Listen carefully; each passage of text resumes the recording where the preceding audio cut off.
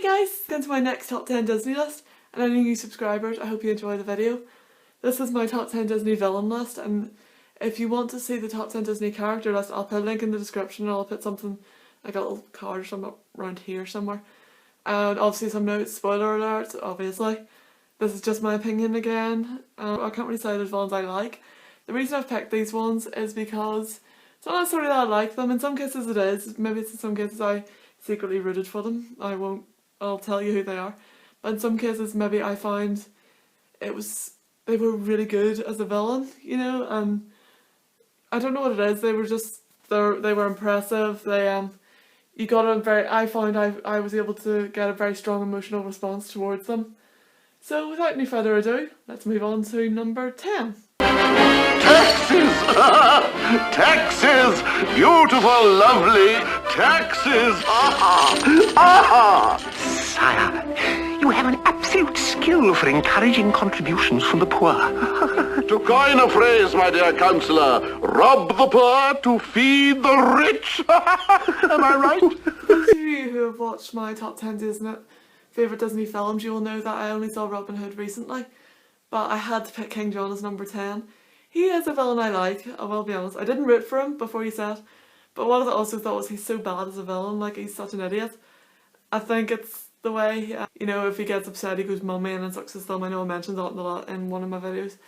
But I think what's good is in a way he's quite a good satire on what the real King John would have been like. Again, I think I'm actually repeating myself with the last video. For more details, watch the other video. But King John in reality was not good. He was a very bad king. He was sucking taxes out of people that couldn't afford to pay. And the reason we have Magna Carta, which basically means the ruler has to abide by the same laws that they make. So say, for example, if you're from the UK like me, say the Queen made a law that everyone had to pay for their healthcare, which we don't, we get free healthcare, but say we did, she would have to as well. It just means that, in a way, everyone's a bit more equal, which is very nice. I think what's also quite funny, he's very good representation as a lion, because you think of the lion as the king of the jungle, which is clever.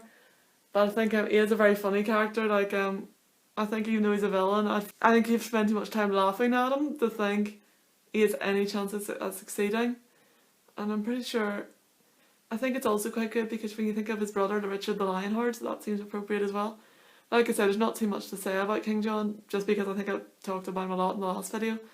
So I'll probably not drag this out any further. Let's go on to number 9. Ruffians, thugs, poison ivy, quicksand, cannibals and snakes, the plague. No! Yes, but also large bugs, men with pointy teeth, and stop no more, you'll just upset. Skip the drama, stay with mama. Mother knows best. Another Gothel is number 9.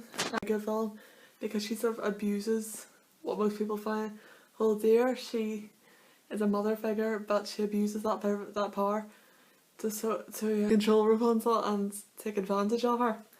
And I'll do a video on top 10 Disney villain songs, but the song Mother Knows Best, it's very ironic, I think, because you think of it as they're saying, you know, it's, at first glance you may think it's intended to keep Rapunzel safe in reality, because Rapunzel's that flower, I don't know what you call him, what's seen tangled in a while, and it's like she's got like this magic in her hair that can heal and stuff like that.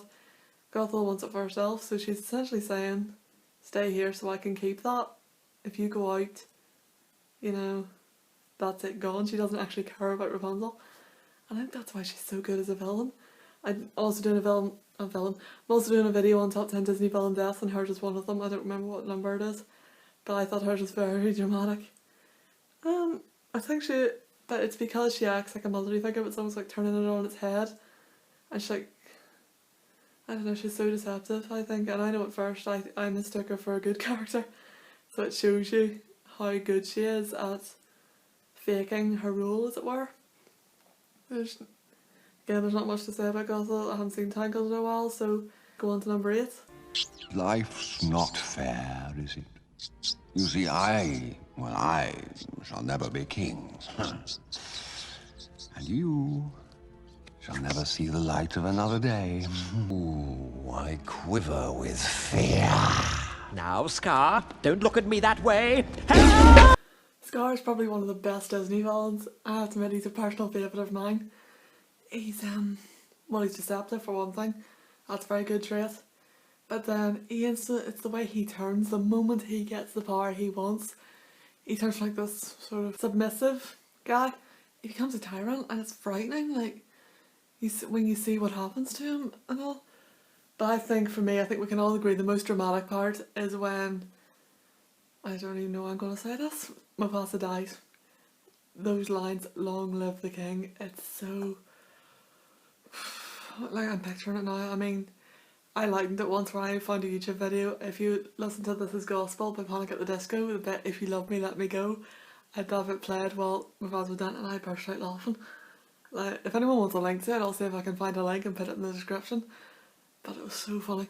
But yeah, Scar's definitely a very impressive character, and I think for me the deception was amazing, because I suppose you can tell by looking at him, he's so different to the others. You can sort of tell he's going to be a bit of a villain, but at the same time, it is quite, it is a wee bit of a shock, and that's what's so good. And then just the way he rules as a king. He's such a contrast to Mufasa. He's definitely a force to be reckoned with. There was a small section where I did root for him a wee bit, but just because he's such a good villain, he's so effective. That's the only reason. So that's pretty much it for Scar. I do think he is a very good character, and also his song "Be Prepared" is great. Let's move on to number 7. Now, then, you're here because you have a thing for this human, this prince fellow. Not that I blame you. He is quite a catch, isn't he? To help unfortunate merfolk like yourself. And if you will recall from a previous video, I said The Little Mermaid was one of my favourite films growing up. I think she definitely deserves a place on this list. She's, like Scar, she's deceptive. She almost makes out, when she turns Ariel into a human, she's almost making out, she wants to help Ariel, when in reality, it's working towards her own means, so she's very selfish. She also, another typical trait of a Disney villain, she has minions. Her two, I've forgotten their names, Flotsam and Jetsam, her two eels. They are, who I actually really like throughout, I don't even know why. But she has her minions, but I think what's very clever is how she gains the trust of Ariel. That's very clever on a villain's part, because you cannot succeed without gaining the trust of the good character, even though she's impaled on a ship at the end. You'll see that in another video. I'm going to do a different video on villain deaths. But she is a very creepy character, I think, just in appearance. Like, if you think of most of them having fishtails, she has octopus legs. That's a tiny bit, tentacles I should say. I don't know, it definitely sets her apart from all of the other merfolk. It sort of shows that she's an outcast in a way, especially since they say she lives in the palace and then she was banished. There probably is a reason why. If you know the reason why, please leave a comment, because I'm really intrigued to hear. And then you've got her song "Poor Unfortunate Souls." Again, sounds like she's trying to be helpful, but in reality she's essentially mocking them. She's essentially going, "Oh, they come to me, they're so pathetic, and I help them." But let's just say she's not a character you want to meet on a dark alley. I think we can all say that. I think what's most impressive about her, it's definitely her deception is the most impressive about her, and I'm going to have nightmares thinking about her. So without any further ado, let's move on to number 6. It is no concern of mine whether your family has... What was it again? Food? The nerve of some of those peasants, huh? Tell me about it. Hi there. Look at these wrinkles. What is holding this woman together? What the... How long has that been there? I must admit, Yzma is actually a character I rooted for quite a while. But you see what Emperor Cusco was like at the start, you kind of want him to die, because basically what Yzma wants is revenge. She practically raised Cusco, as she says in the movie. He fires her and then she wants to poison him and kill him, basically. But the way Cusco was such a brat at the start, I couldn't help rooting for Yzma and kind of hoping she killed him. I know that sounds terrible. What's good about Yzma is she's a good leader. She can be, but what's funny, she's very bossy. And like, Kronk will do anything for her, honestly. But I think what's hilarious about it, she's almost looks like a typical witch in the way. If you would describe Yzma, people would say a woman scared beyond all reason, which is quite disturbing, but there you are.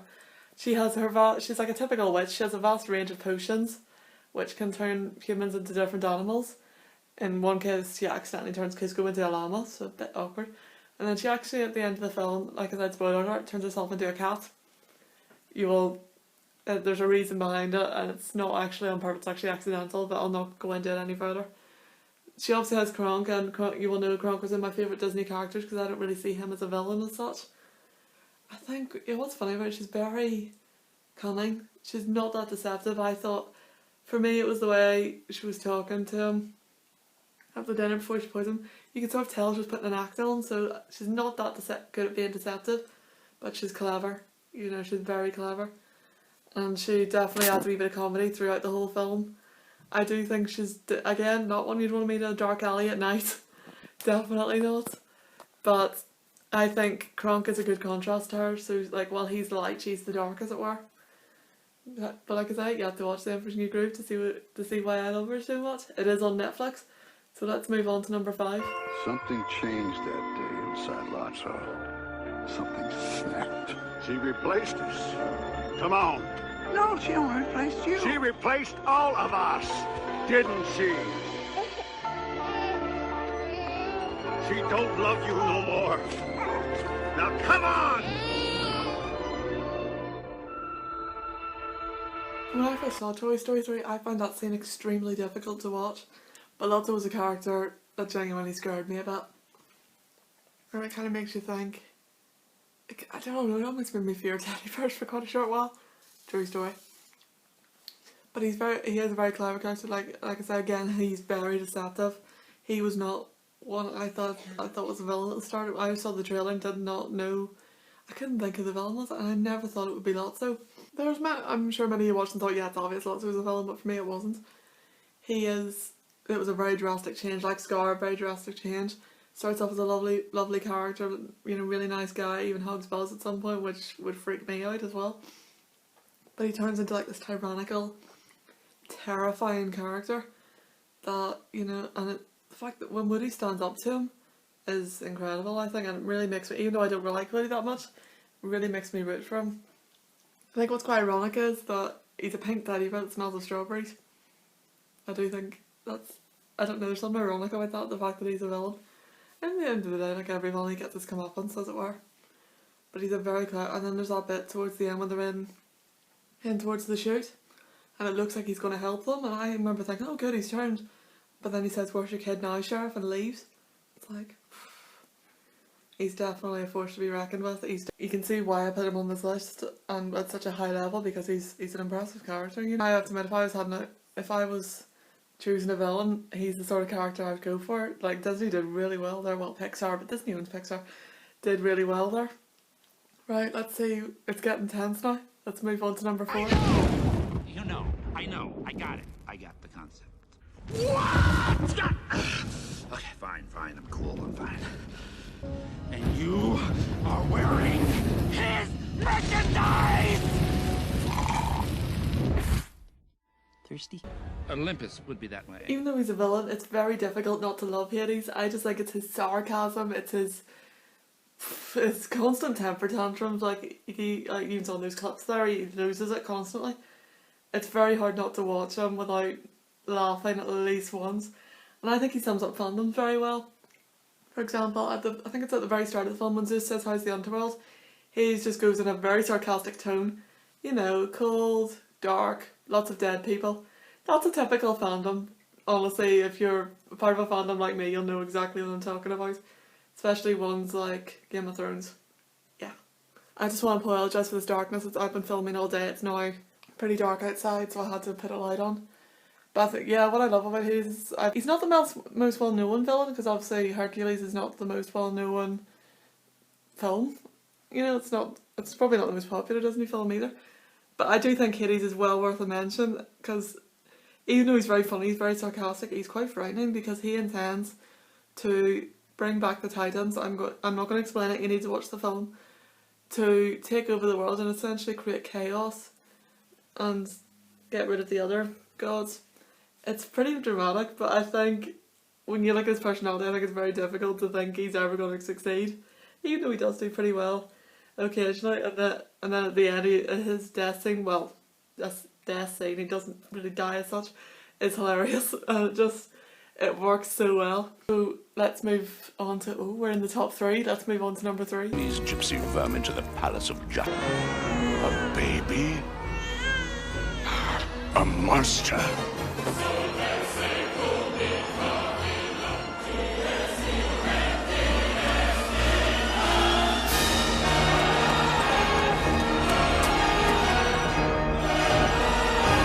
God Frollo longs to purge the world of vice and sin, and he saw corruption everywhere except within. Sums up Frollo really well. He is a Christian essentially. Well, Christian. He wants to purge the world of evil, or gypsies as he calls them. The truth is they're not bad people, you know, but he thinks they're evil. And he doesn't realise that the only real corrupt person is him. And he just won't see the sin in himself. Which can actually be true for many Christians, and it's sad, but it's true. And I've probably referred quite a lot to him in my first 2 videos, because he really dominates Quasimodo, and because he goes to Quasimodo, you're ugly, you're foreign, and he even says these are crimes, and I'm like, what? They're not crimes, it's not his fault. Which is what makes his death so satisfying. I'm not going to just mention it here. I will do it in the top 10 Disney film deaths as it is in the list. But let's just say it's ironic. Let's just say that.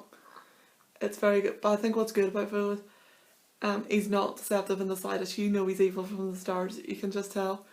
But it's sad because Quasi can't see it. He only sees him as this loving character, which he's not. But what creeps me out is when he said, you know, I'm your only friend, because like this evil grin, I can't do it, I'm grimacing. I can't really do it. I can just like, you know, the come here, like that. And you can just, all the judgments are, Disney does really well in this case. You can just tell he's not a character you want to meet. He does actually pop up in my novels a few times, because his encounters with the main character are very similar to him and Esmeralda, because he actually has lustful feelings for her, which is one of the 7 deadly sins. And he just thinks, if I kill Esmeralda, these feelings will go away. I don't know what to say to that, because it makes me wonder, did he think it through? Who knows? But he is a very creepy character, definitely. And I think he is one you would definitely not want to make in a dark alley. Like, he gave me nightmares at times. Like, I had dreams once he was chasing me and all. It was creepy. But he is one of the... I didn't even put him as number 1, because I thought I don't want to keep putting the Hunchback of Notre Dame as number 1. But also I just think there's villains that are way better than him. Let's see what number 2 is. Ah, Jafar, my most trusted advisor. I am in desperate need of your wisdom. My life is but to serve you, my lord. Everything will be fine. Everything will be fine. The diamond? Here, Jafar. You are most gracious, my liege. Jafar, for me, is a very complex character. At the start, it's very hard to tell if he's evil or not. Well, okay, that's just my opinion. Maybe it wasn't that obvious. But you can tell by his appearance, he's very creepy. And I love the snake imagery with him. You've got, like, you know, the staff. You've got, like, the eyes are sort of snake-like. His whole appearance, it's very serpentine. And he even turns into a giant cobra near the end. I mean, but that's what I love about it. And you think of snakes as, like, they're very evil creatures when you think about it. Don't get me wrong, I actually love snakes. But I think that's what I like of it. It's like the animal imagery works really well. But he's a very deceptive character, and I think at the end of the day, even though we can tell he's evil, it's not that obvious. He's very good at playing others. And also he's very manipulative. As you saw in the clip there, he uses his staff to hypnotise the Sultan to do his bidding, essentially. Like, he wanted a diamond, I think it's so that... I don't actually remember. It's something to do with seeing who can get into the Cave of Wonders. Something like that. You need to watch the film. Like I say, I'm not gonna explain the whole film to you. But you can see that the Sultan actually didn't want to give him it, but by hypnotising him, the Sultan handed it away instantly. So it's quite creepy, but he is. And then again, like Scar undergoes a big transformation, as it were. Starts off quite submissive and ends up terrifying, like a terrifying tyrant. But he doesn't seem quite. To me, it's not quite as big a change as say with Scar. That's just me. But I had to put him as number 2 just because he just, for me, is a slight step above Frollo. He's a bit more likeable than Frollo is, but then also he is a talking bird. Frollo doesn't, so screw you, Frollo. But anyway, Now, as always, I'm going to give you a clue for number one. I'm not going to tell you it right away. Leave your comment down below as to what you think it is.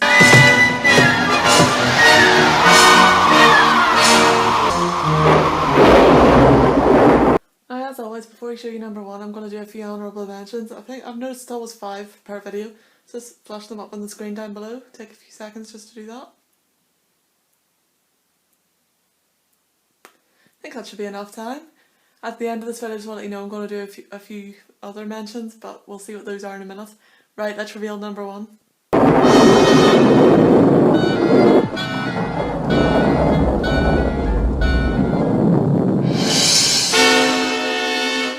Why, it's Maleficent. Before the sun sets on her 16th birthday, she shall prick her finger on the spindle of a spinning wheel and die. Yep, that's right, it's Maleficent. I think Sleeping Beauty was one I liked growing up, but it wasn't my favourite film of all time. I picked the older version because, well, mainly because she turns into a dragon in the first one, and the new one she doesn't. That's pretty much the reason. I think I love her appearance. She's not deceptive in the slightest. It's obvious she's evil, you know, that's pretty clear. She has loads of minions, and I mean loads of minions. You even see when you watch the film, she has loads of minions, it's crazy. She doesn't really seem to do it, at the end of the day, she does sort of do it for revenge, but it's for a petty thing, which is quite sad. But I think she has amazing powers that she uses. But yeah, let's be honest, at the end, it's just because she turns into a dragon, I'm going to be honest, that's the only reason. Well, anyway, that's the end of my Disney video, but before I go, I'm going to do a new thing. I'm actually going to give shout outs, because what I'm going to do now is, I am going to get my laptop out, which you can see here. Well, I get my laptop out and I'm going to look up some comments that you've given me. So I asked you on the fandom group and also on my Facebook page, what were your favourite Disney villains? So here's what some of you said. I gotta apologise, I'm probably going to butcher your names, like I'm terrible with pronunciation. So Emma Miklasova, I'm sorry, I probably ruined your name. Her favourite was Hades and Maleficent. Good choices. Morgan Smith, George Claude Frodo and Dr. Facilier. I think I replied to your comment and said both were on the list. I didn't realise they weren't, I'm sorry. I actually wish I'd put Dr. Facilier on. He is a very good villain. Courtney D says the evil stepmother. I'm assuming that's Cinderella. Prince Hans of the South Isles. No idea who that is. I'm assuming you're talking Frozen. Then Vanessa Paramore Miller said quite a lot actually, which is brilliant. She said Elsa, who's sort of a villain. I've never seen Frozen, so that means nothing to me. Any animal who's a villain. Monsters from Star versus the Forces of Evil. Sorry, I have no idea what that is, but good on you. Next from Legend of the Nether Beast, Mother Gothel on the list. Good on you. And her Vanessa Paramore Miller's YouTube channel is Cover Drive Girl. She asked me to mention that, so I highly recommend you go over and subscribe to her channel. Then Alex Hodder said Darth Vader, I think. Yep, also said Scar. Georgia Haynes also said Scar, and their YouTube name is Grumpy Hawk. Please go and subscribe to them.